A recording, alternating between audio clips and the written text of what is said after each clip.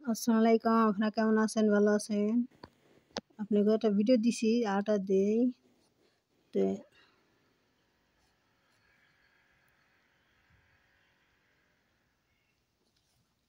শত্রুতা নেই, কিন্তু দাউদ ইব্রাহিমের গ্যাং ও সালমান খানকে যারা সাহায্য করবে তারাও 1993 পাঞ্জাবে জন্মগ্রহণ জেলায় একটা কালো রঙের মাহিন্দ্রা থার গাড়িকে ফলো করছিল একটা সাদা রঙের করোলা কার।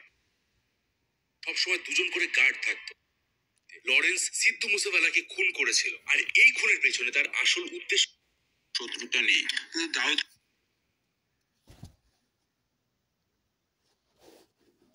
দাউদ ইব্রাহিমের গ্যাং ও সালমান খানকে যারা সাহায্য করবে তারাও ছাড় পাবে না।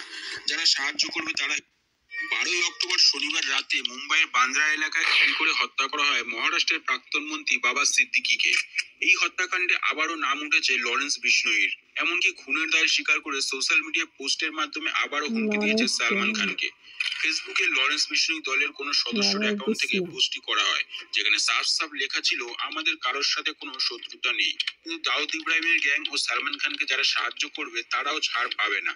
যারা সাহায্য করবে তারা হিসাবটা বুঝে রাখুন। পাঞ্জাবি গায়ক সিধু মুসেওয়ালাকে হত্যার পর থেকেই বলিউড স্টার সালমান খানকে মারার টার্গেটে রয়েছে লরেন্স বিশনোয়ির গ্যাং। বিগত কয়েক বছরে তোলাবাজি, লুটপাট, মার্ডার আরো বিভিন্ন অপরাধের সঙ্গে নাম জড়িয়েছে এই গ্যাংয়ের। সাল 2022 29 মে পাঞ্জাবের মানসাতে জনপ্রিয় র্যাপার সিঙ্গার সিধু মুসেওয়ালাকে গুলিতে ঝাঁঝরা করে দেয় লরেন্স বিশনোয়ির দল। হত্যাকাণ্ডের সঙ্গে নাম জড়ায় লরেন্স বিশনোয়ির, কিন্তু সেই সময় তিহার জেলে বন্দী ছিল বিশনোয়ি। তার কথাতে খুনটা করেছিল তার দলের সদস্য গোল্ডি ব্রার। কিন্তু কে এই গোল্ডি ব্রার, আর কিভাবে বা পরিচয় হলো লরেন্স বিশনোয়ির সাথে? এর পিছনে রয়েছে একটা ছোট গল্প। সালটা ছিল 1993। পাঞ্জাবে জন্মগ্রহণ করেন লরেন্স বিশনোয়ি। সমাজের মধ্য থেকেই বড় হওয়া লরেন্স স্কুল জীবন শেষ করে ভর্তি হন চণ্ডীগড়ের DAV কলেজে। 2011 সালের কলেজে ছাত্র সংসদে যোগ দেন বিশনোয়ি। সেই সময় গোল্ডি ব্রারের সঙ্গে বন্ধুত্ব হতে শুরু করে। تودين حماية منزلك من الفيروسات هذا العام الدراسي؟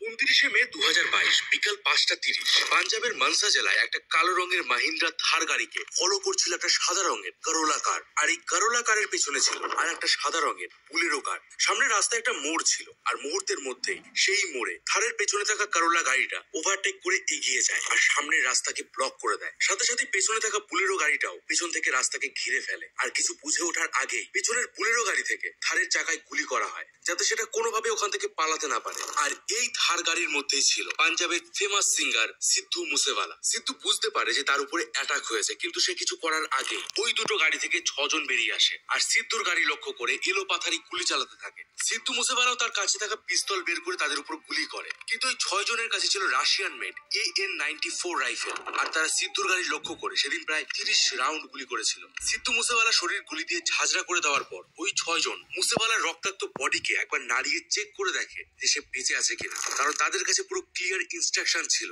মুসেওয়ালা যেন কোনোভাবে বাঁচতে না পারে। মুসেওয়ালার মৃত্যুর কয়েক ঘন্টা পরেই জেলে বসে গ্যাংস্টার লরেন্স বিশনোয়ি এই খুনের দায় স্বীকার করে। লরেন্স বলে, আমরা আমাদের ভাইয়ের মৃত্যুর বদলা নিয়েছি। প্রশ্ন হলো, কোন ভাইয়ের মৃত্যুর বদলা নিতে লরেন্স সিদ্ধু মুসেওয়ালাকে খুন করেছিল, আর এই খুনের পেছনে তার আসল উদ্দেশ্য কি ছিল? তাছাড়া এর আগেও মুসেওয়ালা বেশ কয়েকবার ডেথ থ্রেটস পেয়েছিল। তাহলে কেন পাঞ্জাব সরকার তার মৃত্যুর মাত্র 2 দিন আগে তার সিকিউরিটি তুলে নিয়েছিল? এখানেও কি কোনো ষড়যন্ত্র আছে? আর আপনাদেরকে বলে দেই, সিদ্ধু মুসেওয়ালার সাথে সবসময় 2 জন করে গার্ড থাকতো। এমনকি সে নিজে বুলেট প্রুফ গাড়িতে করে সব জায়গায় যেত। কিন্তু আশ্চর্যের বিষয় হলো, সেদিন না তো তার সাথে 2 জন গার্ড ছিল, আর না সে বুলেট প্রুফ গাড়িতে ছিল। প্রশ্ন হলো কেন? তো বন্ধুরা, আমি রয়েছি মিঠুন আপনাদের সাথে। আজকের ভিডিওতে দেখবো যে লরেন্সের সাথে সিদ্ধু মুসেওয়ালার ঝামেলা কি নিয়েছিল, কেন লরেন্স এত বড় একজন সিঙ্গারকে হত্যা করেছিল। তো ভিডিওটা একদম শেষ পর্যন্ত দেখুন, অনেক কিছু জানতে পারবেন। সিদ্ধু মুসেওয়ালার মৃত্যুর 10 মাস আগে 2021 সালের 7ই আগস্ট সকালবেলায় মোহালি সেক্টর 71 এর পার্কিং লটে লরেন্স বিশনোয়ির অ্যান্টি দল দেবিন্দর ভাম্বিয়ার দলের 4 জন শুটার একটা সাদা রঙের গাড়ি নিয়ে আসে। গাড়ির মধ্যে থেকে মাস্ক পরা 2 জন বেরিয়ে আসে আর পার্কিং এর সলমান খানকে খুনের হুমকি। হ্যাঁ, এখন এই খুনের হুমকির মুখে পড়ে নাজেহাল বলিউডের সাল্লু ভাই। অলরেডি মুম্বাই পুলিশের কাছে একটা হুমকি মেসেজ পাঠিয়েছে বিষ্ণুই গ্যাং। 12ই অক্টোবর এনসিপি দলের নেতা এবং মহারাষ্ট্রের প্রাক্তন মন্ত্রী বাবা সিদ্দিকিকে গুলি করে খুন করা হয়। হত্যার দায় স্বীকার করেছে বিষ্ণুই গ্যাং। একই সঙ্গে তারা সাফ জানিয়ে দেয় যে বাবা সিদ্দিকিকে মরতে হয়েছে সলমান খানকে সাপোর্ট করার জন্য। আর বাবা সিদ্দিকি সলমান ঘনিষ্ঠতা বম্বেতে সবার জানা। এমনকি অনেকেই বলতেন যে রাজনৈতিক জগতে বাবা সিদ্দিকি সলমানের একটা বড় সাপোর্ট, তাই এত ভয়ঙ্কর পরিণতি হলো তার। এখনো পর্যন্ত 4 জনকে গ্রেফতার করেছে মুম্বাই পুলিশের ক্রাইম ব্রাঞ্চ। আর এই ঘটনার মূল চক্রী হিসেবে নাম উঠে এসেছে শুভম নলকরের। এই ব্যক্তি বাবা সিদ্দিকির খুনের দায় স্বীকার করে ফেসবুকে পোস্ট করেছিলেন।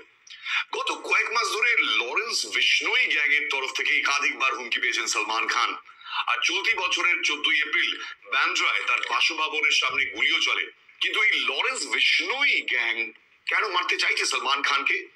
আর এই বিষ্ণুই গ্যাংটাই বা আসলে কি? আর বিষ্ণুই গ্যাং এর সঙ্গে সলমানের শত্রুতার কারণটাই বা কি? এইসব প্রশ্নের উত্তর খুঁজবো আজকের এই ভিডিওয়ে। আই এম বোসের আবার একটা নতুন ভিডিও আপনাদের স্বাগত। আপনাদের সঙ্গে রয়েছে আমি কুনাল।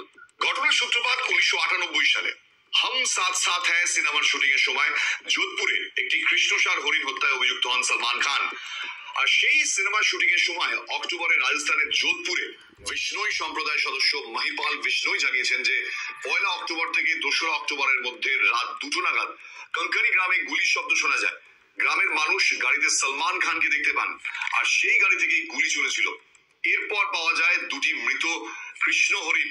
তারপর থেকে কয়েক দশক ধরে চলা আদালতের মামলা, তদন্ত, অভিযোগ আর সেই হরিণকে হত্যার দায় চেপেছে সলমান খানের ঘাড়ে। ছবির কাস্টে আরো ছিলেন অনেকেই, সৈফ আলী খান, তাবু, সোনালী বেন্দ্রে। এই মামলায় বাকিরা যদিও খালাস পেয়ে যান, কিন্তু সলমান খানকে 5 বছরের কারাদণ্ড দেওয়া হয়। অবশ্য সলমানের আইনজীবীরা সেই থেকে লড়ে যাচ্ছেন এই নিয়ে। ইতিমধ্যে সলমান খানকে কয়েক মাসের জেল খাটতেও হয়েছিল, কিন্তু সলমান অনেক কাঠখড় পুড়িয়ে মুক্তি পান জামিনে। 27 বছর ধরে এই মামলা এখনো চলছে। আর এটাতেই রাগ বিষ্ণুই গ্যাংয়ের। কেন এত দেরি মামলায়? সলমান ক্ষমতাবান, তাই জন্যই। বর্তমানে এই মামলাটি বিচারাধীন। আর এই ঘটনার পরে বিভিন্ন অভিযোগ উঠেছে সলমান খানের বিরুদ্ধে। ক্ষমতা, প্রতিপত্তি, রাজনৈতিক কন্ট্যাক্ট দিয়ে মামলাকে ডিলে করানোর অভিযোগ করেছেন অনেকেই আবার প্রশাসনের মুখ বন্ধ রাখার কথাও বলছেন। আসসালামু আলাইকুম, আপনারা কেমন আছেন? ভালো আছেন? আমার ভিডিওটা লাইক করুন, শেয়ার করুন, সবাই ছেড়ে দিয়েন। এই বিষ্ণু গ্যাং দেখেন, বিষ্ণু গ্যাং সালমান শাহের মারার হুমকি দিছে, মারবো, কাটবো। আবার সালমান শাহ যে জেলা ছিল, সালমান শাহের বাই করছে, কি নাম জানি, আব্বাস সিদ্দিকি হাজি, কি নাম জানি, আর সিদ্দিক, বাবা সিদ্দিকি নাম জানি, উনি বাই করছিল।